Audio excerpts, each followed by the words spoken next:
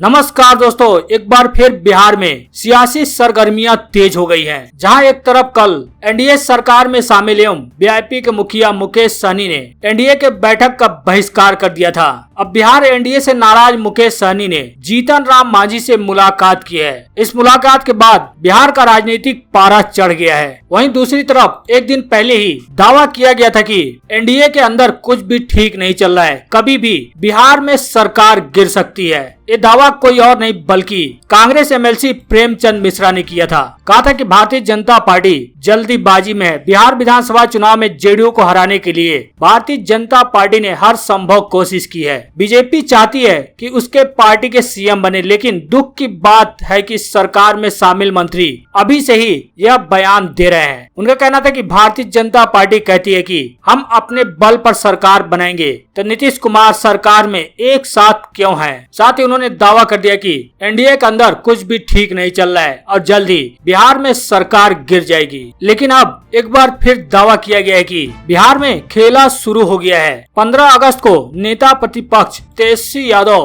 गांधी मैदान में झंडा फहराएंगे। ये दावा कोई और नहीं बल्कि बिहार के माने जाने दिग्गज नेता ने किया है। अब उनके इस दावे से बिहार में सियासी हलचल तेज हो गई है। किस नेता ने इतना बड़ा दावा कर दिया है और किस आधार पर यह दावा किया है कि तेजस्वी यादव 15 अगस्त को गांधी मैदान में झंडा फहराएंगे? आपको उनका पूरा बयान सुनाएंगे। आगे बढ़ने से पहले इस वीडियो पर एक लाइक जरूर कर दें। चैनल को सब्सक्राइब करने के साथ ही घंटी को जरूर बजा लें। जहाँ दोस्तों, बिहार की राजनीति में इस समय उथल पुथल मचा हुआ है। जहां एक तरफ एनडीए सरकार में शामिल वीआईपी के मुखिया मुकेश सहनी ने कल एनडीए के बैठक का बहिष्कार कर दिया और नाराजगी जताते हुए कहा था कि मुझे और जीतन राम मांझी को सोचना चाहिए। जिसके बाद आज दोनों नेताओं ने आपस में मुलाकात की। यह मुलाकात जीतन राम मांझी के आवास पर हुई। मांझी के आवास पर दोनों नेताओं की करीब घंटे भर बातें हुई। हाल के कुछ दिनों के अंदर इन दोनों नेताओं की यह तीसरी मुलाकात थी। दोनों नेताओं के बीच राज्य के वर्तमान राजनीतिक हालात पर चर्चा हुई। जिसके बाद इन दोनों नेताओं की मुलाकात राजनीतिक गलियारों में चर्चा का विषय रही। हालांकि दोनों नेताओं के इस मुलाकात को पार्टी के प्रवक्ता दानिश रिजवान ने व्यक्तिगत बताया। पार्टी प्रवक्ता दानिश रिजवान ने कहा कि उत्तर प्रदेश में वीआईपी के नेताओं के साथ बदसलूकी और पूर्व सांसद फूलन देवी की प्रतिमा को जब्त करने की कार्रवाई की गई थी, जिसकी जीतन राम मांझी ने निंदा की थी। इसी को लेकर दोनों नेताओं के बीच बातचीत हुई। उन्होंने बताया कि दोनों नेता मिलते रहते हैं। आज भी मुलाकात हुई है, इसका दूसरा अर्थ नहीं निकाला जाना चाहिए। हालांकि इन दोनों नेताओं के इस तीसरी मुलाकात के बाद बिहार में कई तरह की अटकलें लगाई जानी शुरू हो गई हैं। हालांकि लगातार तेजस्वी यादव, आरजेडी और कांग्रेस के नेता यह पिछले दिनों दावा करते हुए दिखे थे कि बिहार में जल्द ही सरकार गिर जाएगी। तेजस्वी यादव ने दावा किया था कि 2-3 महीने के भीतर नीतीश सरकार गिर जाएगी। अब एक दिन पहले ही कांग्रेस एमएलसी प्रेमचंद मिश्रा ने बयान देते हुए कहा कि एनडीए में कुछ भी ठीक नहीं है, कभी भी बिहार में सरकार गिर सकती है। लेकिन अब आरजेडी के विधायक ने दावा कर दिया कि बिहार में खेला शुरू हो गया है और 15 अगस्त को तेजस्वी यादव गांधी मैदान में झंडा फहराएंगे। जी हां, आरजेडी के विधायक भाई बीरेंद्र के बयान से राज्य में सियासी हलचल बढ़ गई है। उन्होंने अपने बयान में दावा कर दिया कि अगले 15 अगस्त को नेता प्रतिपक्ष तेजस्वी यादव ही गांधी मैदान में झंडा फहराएंगे। उन्होंने आगे कहा कि एनडीए में खेला शुरू हो गया है। साथ ही उन्होंने दावा किया कि हम किसी भी बात को तथ्य के आधार पर कहते हैं। बिहार सरकार में अंदरूनी कलह शुरू है, एनडीए में एकजुटता नहीं है। इसका खुलासा मुकेश सहनी ने प्रेस कॉन्फ्रेंस में कर दी थी। वहीं दूसरी ओर कांग्रेस विधायक अजीत शर्मा ने भी कहा कि हम तो मुकेश सहनी को सलाह देंगे कि वो महागठबंधन में आए, जहां पर उनकी बात को सुनी नहीं जा रही और उन्हें घुटन हो रही है, वैसी पार्टी में रहना उचित नहीं है। उन्होंने कहा कि मुकेश सहनी महागठबंधन में आए और सरकार बनाए। विधानमंडल के मानसून सत्र के दौरान भाई बीरेंद्र के इस दावे के बाद बिहार में एक और नए संग्राम के संकेत मिलने लगे हैं, जिसके बाद सबकी निगाहें एनडीए गठबंधन पर टिक गई है। क्योंकि विकासशील इंसान पार्टी के मुखिया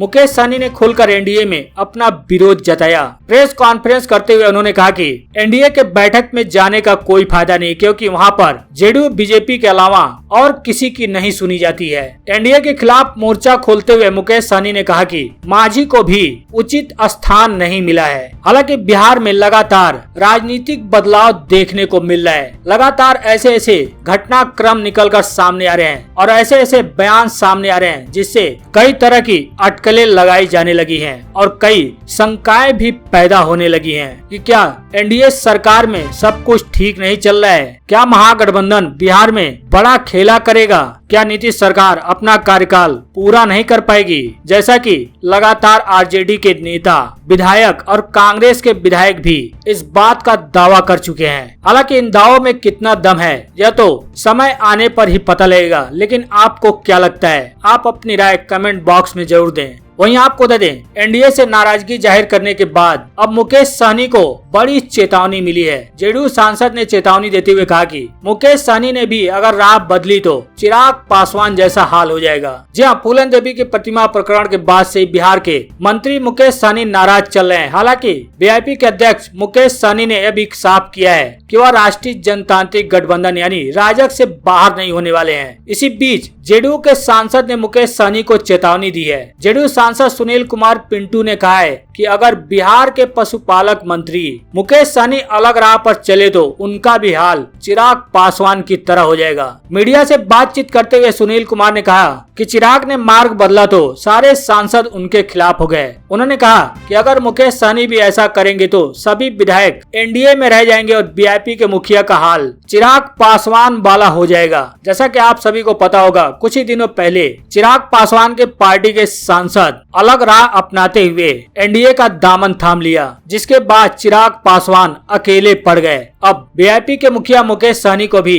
यही चेतावनी दी गई है कि अगर अलग राह अपनाते हैं तो उनका भी हाल चिराग पासवान की तरह हो जाएगा। वहीं आपको बता दें, बिहार विधानसभा के मानसून सत्र के दूसरे दिन आरजेडी ने इसका बहिष्कार किया। तेजस्वी ने स्पीकर को बताया सीएम की कठपुतली। जी आपको बता दें, बिहार विधानसभा के मानसून सत्र के दूसरे दिन ही पूरे विपक्ष ने सदन का बहिष्कार कर दिया। सभी विपक्षी दलों के विधायक सदन से बाहर निकल गए और इसके बाद विधानसभा में नेता प्रतिपक्ष तेजस्वी यादव ने विधानसभा अध्यक्ष को मुख्यमंत्री नीतीश कुमार की कठपुतली करार दिया। कहा कि जब तक बिहार विधानसभा के बजट सत्र के दौरान विपक्ष के विधायकों की पिटाई के मामले में सदन में चर्चा व दोषियों पर कार्रवाई नहीं होती, वे सदन का बहिष्कार करेंगे। जहां आज बिहार विधानसभा के दूसरे दिन में जमकर हंगामा हुआ। दूसरे दिन प्रश्नकाल तो ठीक से चला, लेकिन शून्यकाल शुरू होते ही सत्ता पक्ष और विपक्ष के सदस्य आमने सामने हो गए। तेजस्वी यादव ने जैसे ही बीते 23 मार्च के दिन विधानसभा में विपक्ष के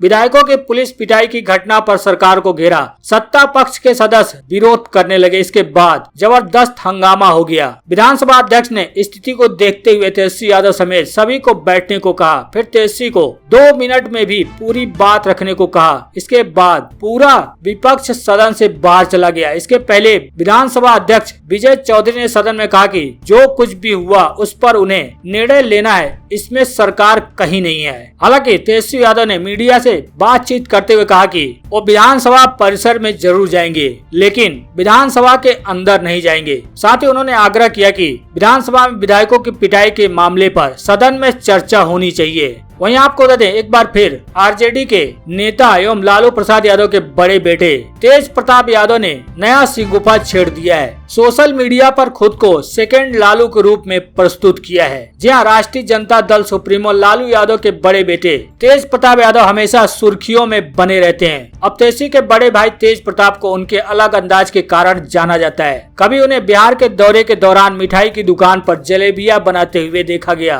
तो कभी भगवान कृष्ण का रूप धरकर बांसुरी बजाते हुए। तेज प्रताप ने अब सोशल मीडिया पर सक्रियता बढ़ाई है। उन्होंने अपना नया फेसबुक पेज बनाया, खास खास बात इस पेज में है कि सेकंड लालू तेज प्रताप यादव का नाम दिया गया है। इस पेज के जरिए लालू के लाल ने अपनी सियासी सक्रियता बढ़ा दी है। इस फेसबुक पेज के जरिए तेज प्रताप अपने समर्थकों से लाइव रूबरू हुए और उनके सवालों के जवाब दिए। उन्होंने इस दौरान कोरोना महामारी, बेरोजगारी, अस्पताल और शिक्षा जैसे मुद्दों पर भी बातचीत की। तेज प्रताप ने इस दौरान खुद का परिचय सेकंड लालू तेज प्रताप के रूप में ही दिया है। तेज प्रताप ने इस मौके पर श्रावण मास की धर्मावलंबियों को शुभकामनाएं दी। उन्होंने कहा कि आपकी जो भी समस्या हो, कुछ आपको प्रॉब्लम हो रही हो, आप हमारे साथ जुड़िए, हम उसका समाधान करने की कोशिश करेंगे। उन्होंने कहा कि बहुत सारे लोगों का इस बारे में डिमांड था। साथ ही फेसबुक लाइव पर तेज प्रताप यादव ने नीतीश सरकार को भी घेरा